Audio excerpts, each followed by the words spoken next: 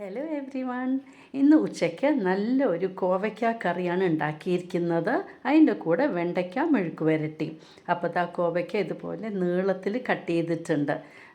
എന്ന ശേഷം നമുക്കൊരു ചട്ടി, നമ്മുടെ ഈ മീൻ ചട്ടിയിൽ തന്നെ വെളിച്ചെണ്ണ ഒഴിച്ചു കൊടുത്തിട്ടുണ്ട്. നമുക്ക് ഈ കോവയ്ക്ക ഒന്ന് വഴറ്റിയെടുക്കണം. അപ്പോൾ ഇത് നല്ല ടേസ്റ്റിയാണ് ഈ കറി. നമ്മുടെ ഒരു പുളിക്കറി പോലെ വെണ്ടയ്ക്കാപ്പുളി ഒക്കെ ചെയ്യില്ലേ, അതിലും ഒരു ചെറിയൊരു വ്യത്യാസം. അപ്പോൾ നന്നായിട്ട് നമുക്കൊന്ന് വഴറ്റിയെടുക്കാം. പാകത്തിന് ഉപ്പും ആഡ് ചെയ്ത് കൊടുക്കാം. അപ്പോൾ ഉപ്പ് കോവയ്ക്കയിലൊക്കെ പിടിച്ചോളും. അപ്പോൾ അത് ഈ ചട്ടിയിൽ വയ്ക്കുമ്പോൾ ഒന്നും കൂടെ ടേസ്റ്റാണ്. നമ്മുടെ മീൻ കറിയുടെയൊക്കെ ടേസ്റ്റും വരുന്നുണ്ട്. അപ്പോൾ ഇതാ കോവയ്ക്ക നന്നായിട്ട് വഴറ്റി കൊടുത്തുകൊണ്ടിരിക്കുന്നു. വെണ്ടയ്ക്ക കട്ട് ചെയ്ത് വെച്ചിട്ടുണ്ട് മെഴുക്ക് വരട്ടിക്ക്. നമ്മുടെ ചീഞ്ചട്ടിയിൽ വെളിച്ചെണ്ണ ഒഴിച്ചു കൊടുത്തു. അതിലേക്ക് ഇപ്പോൾ ഒരു സവാള കട്ട് ചെയ്തത് ആഡ് ചെയ്ത് കൊടുക്കുന്നുണ്ട്, 2 പച്ചമുളക്, പിന്നെ കുറച്ച് കരിവേപ്പില.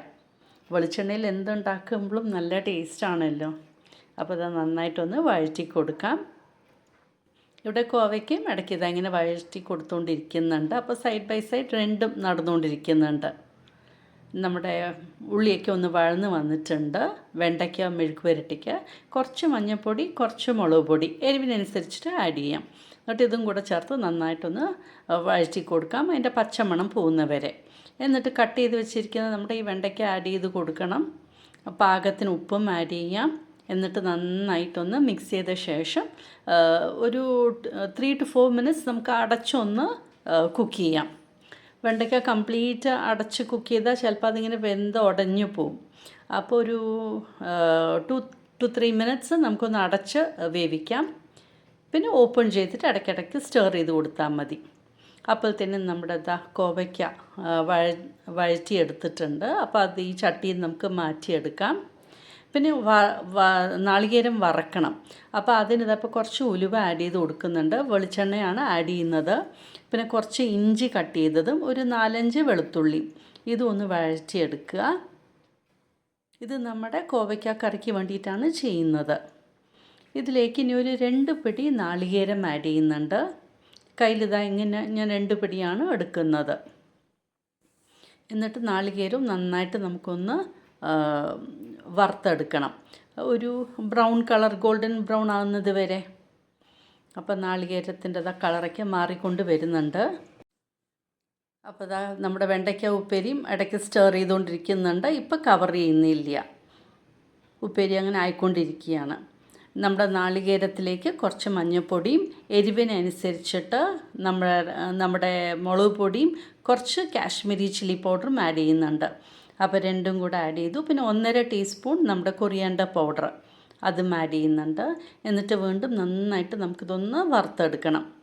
അപ്പോൾ ഈ പൊടിയുമെല്ലാം നമ്മുടെ നാളികേരത്തിൽ നന്നായിട്ട് യോജിച്ചിട്ടും വരണം, അതിൻ്റെ പച്ച മണയ്ക്ക് പോവുകയും വേണം. അപ്പോൾ നന്നായിട്ട് വറുത്തെടുത്ത ശേഷം നമുക്കിത് കൂൾ ചെയ്തിട്ട് നന്നായിട്ട് ഫൈൻ പേസ്റ്റായിട്ടൊന്ന് ഗ്രൈൻഡ് ചെയ്തു എടുക്കണം. അപ്പോൾ തന്നെ നമ്മുടെ വെണ്ടയ്ക്ക ഉപ്പേരി റെഡിയായിട്ടുണ്ട്. വീണ്ടും നമുക്ക് ചട്ടി ചൂടാക്കാം. അതിൽ വെളിച്ചെണ്ണ ഒഴിച്ചു കൊടുത്തിട്ടുണ്ട്. ഒരു സവാള, 2 പച്ചമുളക്, കുറച്ച് കരിവേപ്പില നമുക്ക് വഴറ്റി കൊടുക്കാം. ഇതിപ്പോൾ കറി ഉണ്ടാക്കാനാണ്. ഞാൻ പിന്നെ കുടംപുളി വെള്ളത്തിലിട്ടിട്ടുണ്ട്. വാളംപുളിയല്ല, കുടംപുളിയാണ് ഇട്ട് വെച്ചിരിക്കുന്നത്. ഇതും ഒരു ചേഞ്ചാണ്. നമ്മുടെ കോക്കനട്ട് അരച്ചെടുത്തിട്ടുണ്ട് നല്ല പേസ്റ്റായിട്ട്. നമ്മുടെ സവാളയൊക്കെ ഒന്ന് വഴന്ന് വരുമ്പോൾ നമുക്ക് ഈ അരച്ച് വെച്ചിരിക്കുന്ന നാളികേരം ആഡ് ചെയ്ത് കൊടുക്കാം. പിന്നെ പാകത്തിന് വെള്ളവും, ഈ മിക്സിയിൽ തന്നെ വെള്ളം ഒഴിച്ച് അരപ്പെല്ലാം നമുക്ക് എടുക്കാം. അങ്ങനെ വെള്ളവും ഒഴിച്ചു കൊടുത്തു. ഇപ്പം നമ്മുടെ കുടംപുളി ഞാൻ വെള്ളത്തിയിട്ട് വെച്ചിട്ടുണ്ടെന്ന് പറഞ്ഞല്ലോ, അതും ഇപ്പം ആഡ് ചെയ്ത് കൊടുക്കാം.